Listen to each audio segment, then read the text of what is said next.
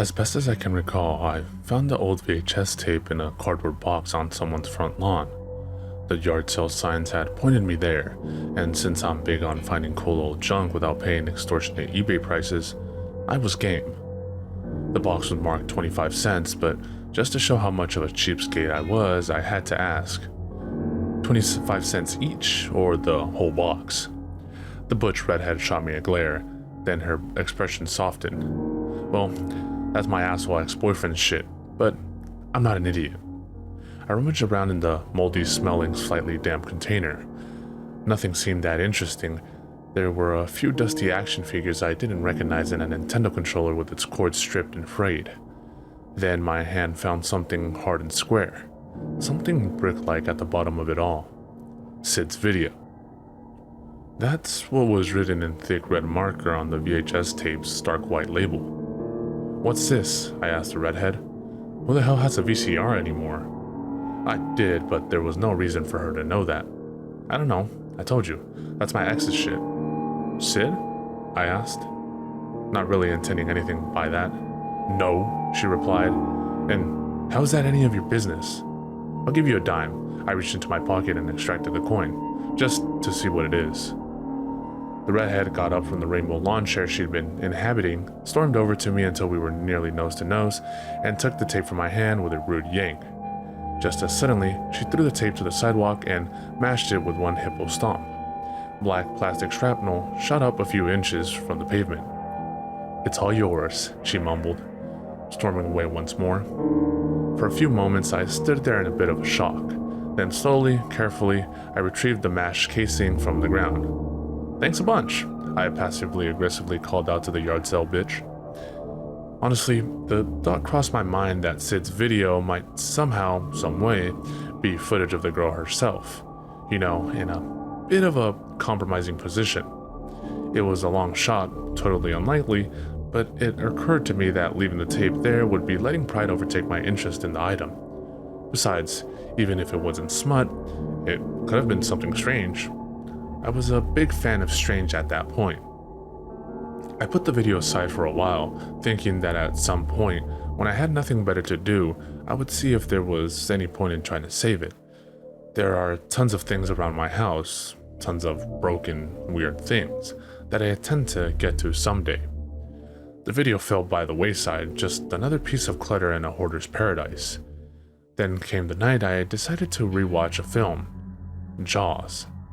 I popped the VHS tape into the VCR, both of which I've had since childhood, having taken them, along with other videos, when I left my parents' house long prior. The classic opening scene, the steady build-up, I'd always loved the movie. It wasn't until the end that I noticed something strange. You know how it ends. We all know how it ends. Jaws ends up with an oxygen tank in its mouth, and then, boom, a single bullet detonates it along with the evil monster shark. Not this time. Roy Scheider took the fateful shot and missed. I was quiet for a second as my mind took in this change. Before I could even register what had just happened, that something impossible had occurred. My eyes were already following the ongoing footage. Jaws worked the tank out of its rather-too maw. The ship continued to sink.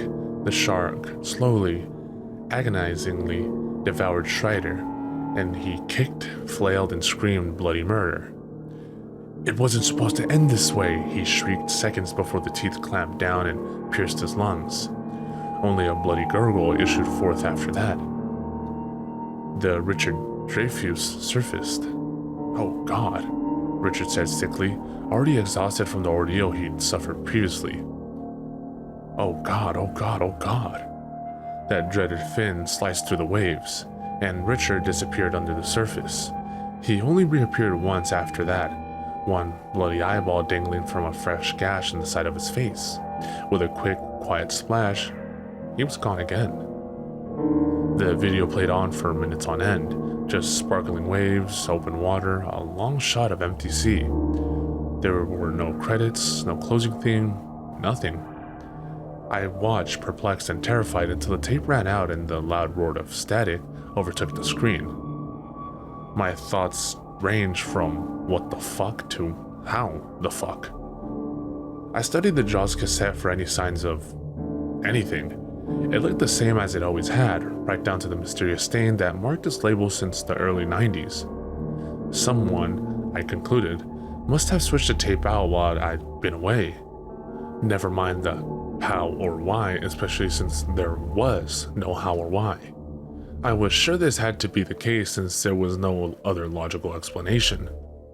Testing this theory, I returned to the shelf that displayed my video collection. Pushing aside Sid's video, I retrieved my copy of The Fifth Element. It happened again, and again it was at the end. The film is a bit obscure, so I will elaborate for those who haven't seen it. In brief, an evil planet is hurtling towards Earth. If it reaches Earth, everyone dies. It should come as no surprise to you that the good guys win and the bad guys lose. The evil planet is destroyed before impact. Or rather, it was until now. I made the mistake of watching the entire movie all the way through, expecting to see differences elsewhere in the story. I got into the story and nearly forgotten why I was watching it until the change came. The fifth element, that white light of creation, didn't activate. The crucial character died of her injuries, died in Bruce Willis's arms, and while he wept, the world ended. First, the evil planet collided with the Earth. The film switched to a pulled-back shot of the impact, then focused in on different characters. The main cast was obliterated since they stood at ground zero. They were immediately reduced to black and ash. Every other character, no matter how inconsequential, was shown burning to death in gory detail. Oddly dressed stewardess and armor-heavy police screamed in terror as wave after wave of searing heat battered their carcasses against the ravaged space-age landscape. I watched again until the tape ran out as the Earth itself crumbled. It was the same with every tape I tried. Alien ended with Ripley dying from acid exposure. Batman, the Tim Burton version, closed in on the motionless face of Bruce Wayne, the lethal Joker Venom twisting his face into a pale grin. Movie after movie, bad ending after bad ending, it was all the same. Even TV shows and concerts I recorded in my youth had been altered. A 90s Metallica show closed with the bandstand collapsing on the group. The audience, fleeing from the carnage, trampled itself into a crimson paste. It didn't take me much longer to realize what you've most likely caught onto: Sid's video. Silently, just as carefully as I'd first scooped up the broken tape, I removed it from the shelf and began picking over the cracked surface. Somehow, I knew that this object was the cause of this strange occurrence. Working meticulously, I glued together the bits I could and taped up the rest. In the end, I was left with an incredibly ugly yet functional VHS tape. "Well, Sid," I said to no one in particular, "let's see what this is all about." It was a cartoon. A strange cartoon. The entire video was just this little cartoon guy walking across a never-ending loop of idyllic scenery. The same identical scene repeated itself throughout. Well, that's not entirely true. Every so often, a flicker of static or horizontal roll brought on by the damage had a strange effect on the scene. Sid would jump, and I don't mean jump like the picture would shift, he actually jumped in surprise, his tiny brown shoes leaving the cartoon soil. When the screen would roll suddenly, he seemed to wobble as if he was unsteady on his feet. Nothing seemed to get him down. However, as the little man continued walking on after every jolt. "Are you Sid?" I asked, again really addressing no one. Now I was the one who jumped as the little man stopped in his tracks, turned to look directly at me, and gave a jolly wave. "Hi there," came a happy little voice from the television speakers. The next few days were spent in a haze of morbid curiosity. I dug up every movie I owned, VHS tapes, DVDs, anything. I threw in a few music CDs and tapes as well, just to see what happened. I figured out that leaving the videos next to or on top of the broken tape had much the same effect across the board. Shaun of the Dead, for example, was a little less funny when he and his girlfriend had their throats ripped out by the ravenous zombie hordes. The music remained completely unchanged, however, which was a little disappointing.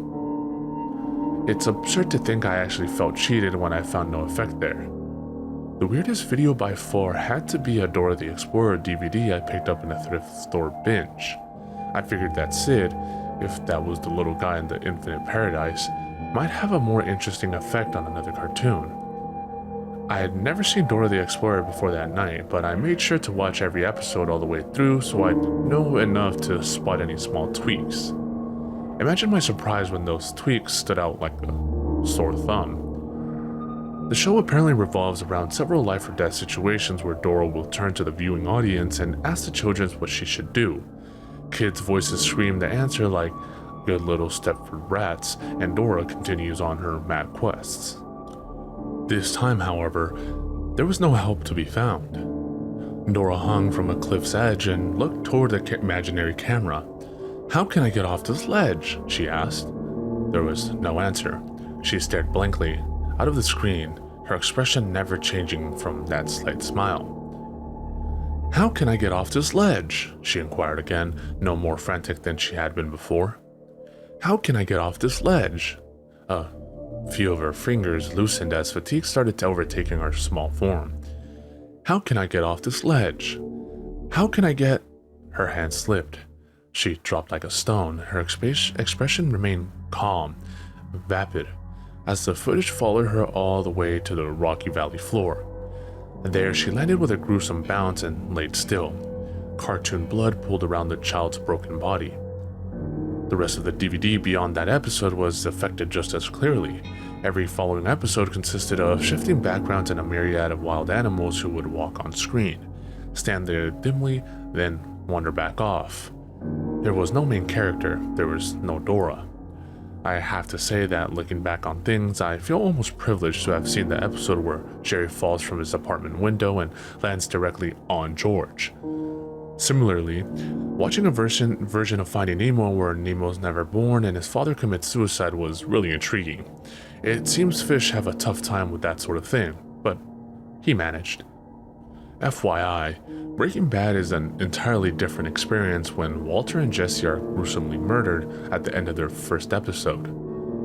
I want to say everyone is a lot happier from then on, but unfortunately, they all met untimely ends of their own as well. By season 4, it was just a series of vacant sets and Gus running a chicken restaurant until he died screaming in a sudden grease fire. I was kind of enjoying it. Call me what you will, think whatever you want, but I felt like I stumbled across something special. That one cheap find of something priceless that I'd always been looking for. Still, I wanted to see more, to know more. What else could I do though? How else could I test the effects of this dark, funny little tape? I was reading through the TV guide when I realized what my next step would be. Sleepy Hollow, a new fantasy horror show, was premiering that night. I removed the DVD player and replaced with the VCR once more. Then I put Sid's video into the machine. I pressed record. My mind raced, along with my pulse, as the little red light blinked. I was recording over Sid's tranquil environment, and I couldn't wait to see what would happen. Sure, maybe the whole thing would come to an end, but it was just as likely I'd discover some new trick he could do. The screen flickered. A fleeting burst of static interrupted the show. Was it the video, or just a glitch in the network's transmission? Flicker. Static. Before long, I was sitting in front of a violent strobe light of chaotic hissing noise. Characters on screen were shot, slaughtered, beheaded, and I wasn't sure if that was supposed to happen or if something was being changed live, right in front of my eyes. Then, characters who had been killed started appearing again, only to quickly suffer more gruesome and cruel fates. Characters would stumble on screen with missing limbs, gaping holes in their torsos, heads ripped open and bones exposed. It was never the same twice as the sickening slideshow unfolded before me.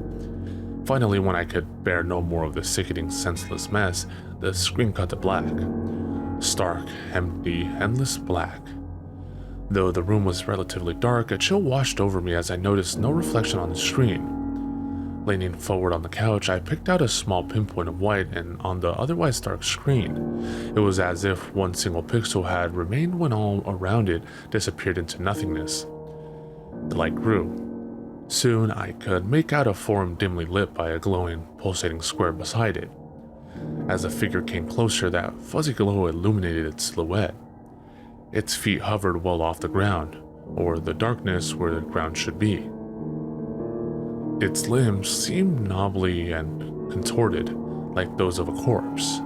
The figure's head lolled to one side, and the square of light that traveled with it seemed to float just a few inches by its side. The figure stopped as it nearly took up the entirety of the screen. The shimmering square seemed to display its own contained span of static. Thinking it was clearly time to remove Sid's video and get rid of it, I turned on the lamp next to me. As soon as light filled the room, it also illuminated the figure on the screen. It was as if that light had pierced the television glass itself and cast an immediate and horrible beam across that face. That wretched, worm-eaten, desiccated face. Its missing eyes hooded by tattered lids, its yellow-toothed mouth pulled back in a post-mortem grin. Now, I can make out the object it had arrived with. Another television set, its wires weaving in and out of the cadaver's flesh. Its screen now displayed the same image I was viewing. A smaller corpse, a smaller television, and on that screen, another identical copy of the grim sight. The levitating corpse raised one fetid, withered hand, the skin on its arms crackling and tearing as it did so. Its mouth, however, did not move. "Hi there."